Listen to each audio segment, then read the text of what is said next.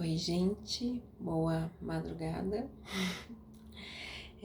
Hoje, dia 31 de março, domingo de Páscoa, e eu gostaria de compartilhar com vocês um testemunho que eu vivi há 9 anos. Eu tinha uma filha, Emanuele, e eu não pretendia mais ter filhos, mas o meu marido ele queria muito que a gente tivesse outro filho. Então eu orei ao Senhor e falei com ele, Jesus, eu não quero mais ter filhos, mas se o Senhor acha que eu preciso desse filho, se o Senhor vai usar esse filho para trabalhar algo em nós, se o meu casamento precisa desse filho, amém, eu recebo em nome de Jesus. Na outra semana, após essa oração, eu descobri que eu estava grávida. Minha gravidez foi super tranquila em relação à saúde, eu não tive, da Manu eu tive alguns probleminhas de saúde, mas, correu tudo bem, graças a Deus. Do Elias, não tinha nenhum problema de saúde. Porém, eu passei, assim, muitas dificuldades, muitas coisas, muitas batalhas espirituais, financeiras, sabe? Quando tudo acontece na sua vida. Então, foi tipo isso que aconteceu. E eu era uma pessoa assim, apesar de já estar há muito tempo na igreja, eu era uma pessoa que eu guardava muita mágoa, sabe? Se alguém fizesse algo de ruim comigo, me prejudicasse, eu poderia até, assim, perdoar a pessoa, poderia até ajudar a pessoa caso ela precisasse, mas eu ficava remoendo, sabe aquela mágoa? Puxa, fulano fez isso comigo, nossa, eu ficava aquilo, sabe? Nossa, aquela vez fulano pisou na bola comigo. Eu era muito assim. E quando eu engravidei de Elias, eu passei por muitas injustiças. Eu era muito assim, tinha muita sede de justiça, sabe? Eu nunca quis abrir mão do meu direito de justiça. E não entendia que era Deus que faria justiça por mim. Eu não entendia muito que Deus é quem pelejaria por mim. Eu era muito assim, emoção, né? Queria resolver as coisas do meu jeito. E eu passei por uma injustiça que eu achei na época que fosse injustiça, hoje eu vejo que não foi, mas naquela época, na minha imaturidade espiritual e de idade mesmo, né? Aliás, de idade não, imaturidade não tem nada a ver com idade, né? Mas enfim, vocês estão entendendo. Eu passei por essa injustiça, uma determinada pessoa, que eu acho que nem foi ela que fez, mas enfim, tinha a ver com ela. E eu comecei a pegar birra da cara dessa pessoa.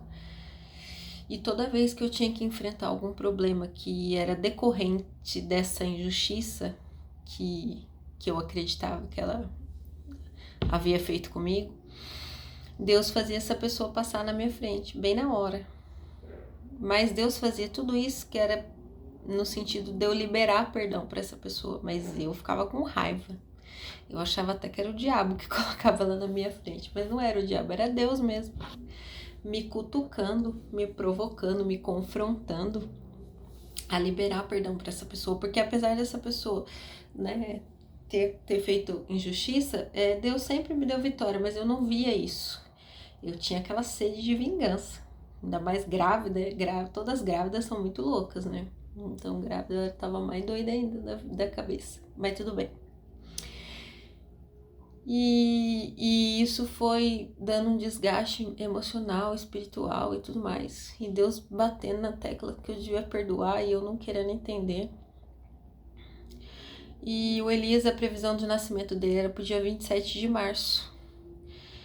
E chegou no dia 27 de março, eu falei assim, nossa, eu levantei da cama, né, com aquela puta pança, assim. Eu falei assim pra Deus, nossa, você deixou até no último dia, né, pra ele nascer. Meu Deus, não é brincadeira não, você tá me quebrando mesmo. Eu falei assim, meio brava com Deus, né?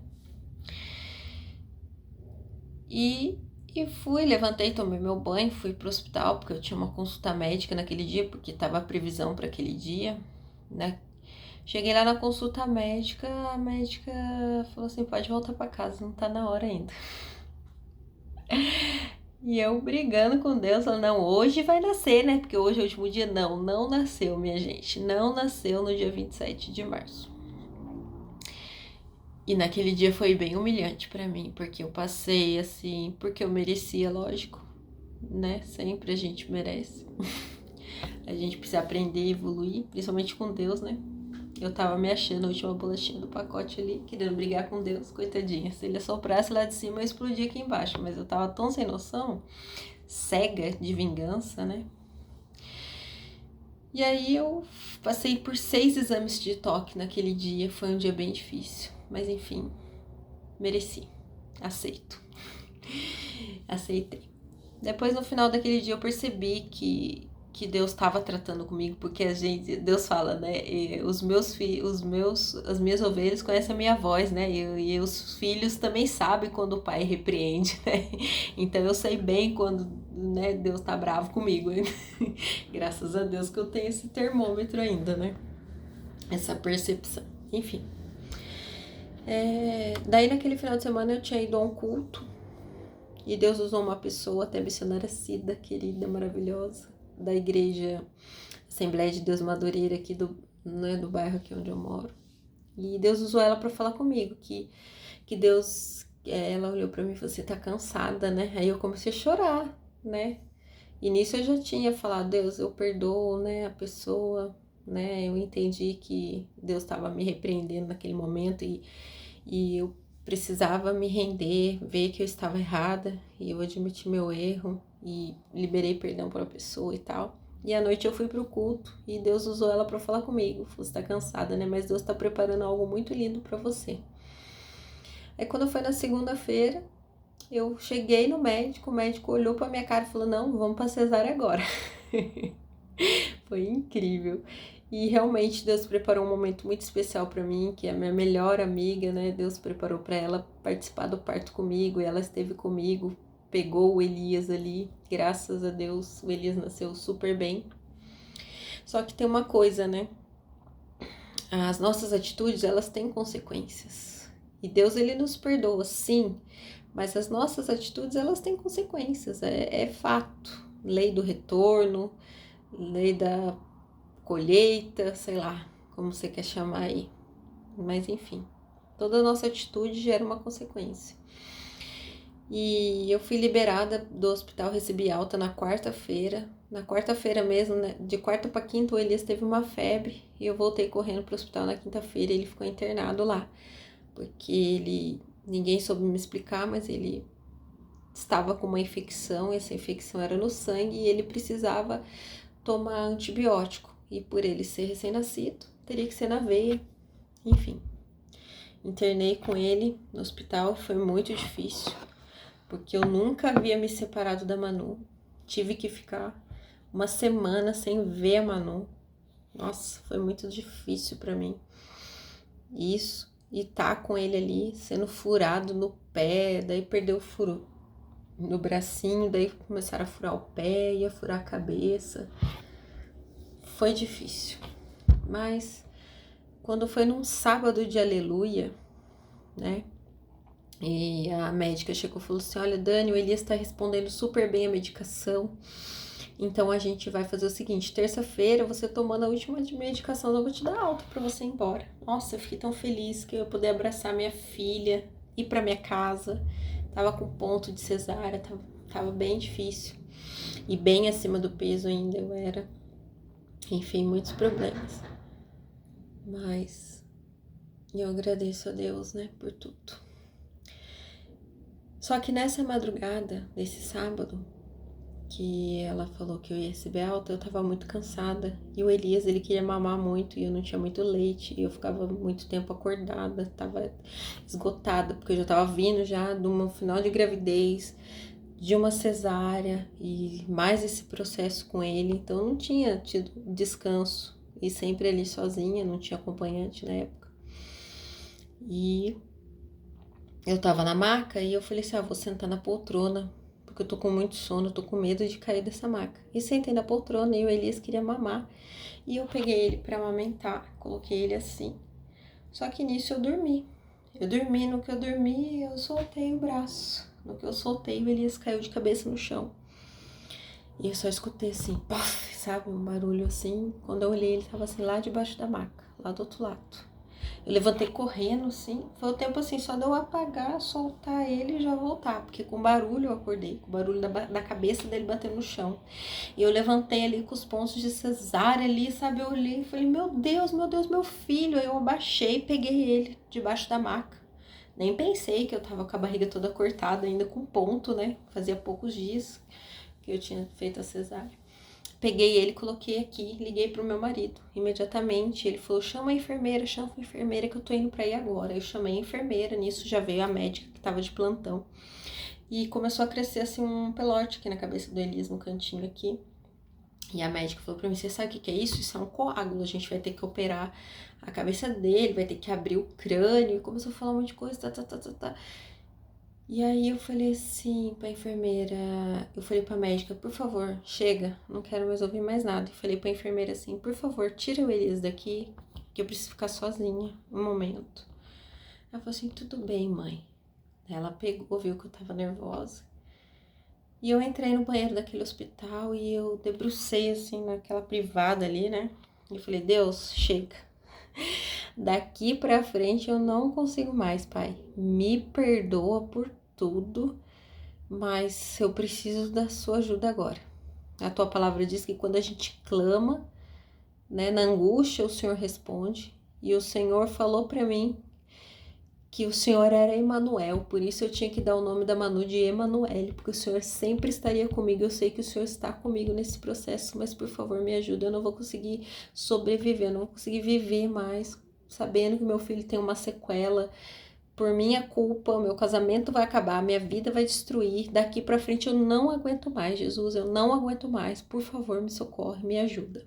Naquele momento veio uma paz muito grande no meu coração e eu levantei e comecei a cantar um louvor. E eu cantava assim, quão grande é o meu Deus, cantarei quão grande é o meu Deus, e todos hão de ver quão grande é o meu Deus. E eu fiquei em paz, senti Deus ali comigo. E aí logo a enfermeira já veio, já trouxe ele, a gente foi fazer tomografia. A tomografia havia dado que tinha fratura e tudo mais. E foi, mas eu tava confiante, porque a paz tava muito grande no meu coração. Deus falava comigo, fica tranquila. E eu, tranquila. Quando foi no domingo de Páscoa, uma melhor neurologista de São José dos Campos foi fazer uma visita a um amigo dela que estava internado no mesmo hospital, coincidentemente, claro que não, Jesus já havia preparado tudo para mim, no mesmo hospital, no hospital que eu estava.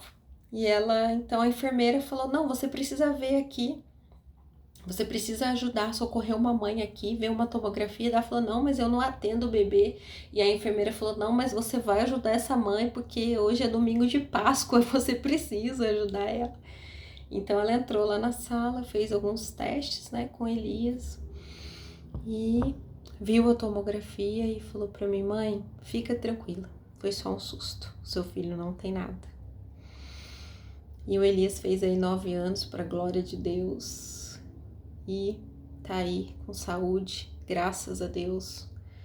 Menino normal, não teve problema, né?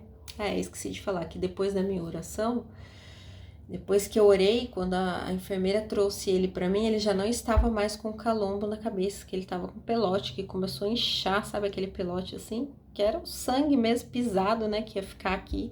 E a médica falou pra mim, tendo coágulo a gente tem que operar, não tem jeito. E olha aqui como é que tá inchando aqui a cabeça dele. E aí quando voltou, né, já não tinha mais nada na cabeça dele. E graças a Deus, o Elias tá aí. O que eu quero falar pra você? Isso foi num sábado, na madrugada de sábado para domingo de Páscoa. Deus não só, né, se entregou naquela cruz por amor de mim, mas no domingo de Páscoa ele teve grande misericórdia da minha vida. Mas tudo isso só aconteceu por quê? Porque ele é um Deus vivo, ele é um Deus que venceu a morte. Ele nos deu direito à vida eterna e a palavra dele diz que ele está conosco todo o tempo. E eu só pude ter essa resposta da minha oração, daquele banheiro, num um sinal de desespero, que eu já não estava mais suportando mais nada. Dali pra frente eu não conseguiria mesmo. E eu falei com toda a sinceridade, porque eu não conseguiria continuar mesmo. Mas ele olhou para mim e ele teve misericórdia de mim e respondeu a minha oração. Porque ele está vivo. Hoje, domingo de Páscoa, eu quero deixar esse testemunho para você e dizer para você: clame por ele. Clame a ele. Qualquer problema, qualquer situação que você esteja vivendo, não importa. Ele está vivo e pode te socorrer. Basta você clamar, basta você se render, basta você se derramar aos pés dele. E ele então vai vir como um socorro bem presente na hora da angústia, assim como ele também veio na minha vida. Que Deus te abençoe nesse domingo de Páscoa. E além dele estar vivo, ele quer ter o direito de morar dentro de você. Ele quer estar vivo dentro de você, então que você se permita. Que você se permita viver essa experiência, que você dê um passo para Jesus nesse dia. Ele morreu, sim. Ele foi crucificado, sim.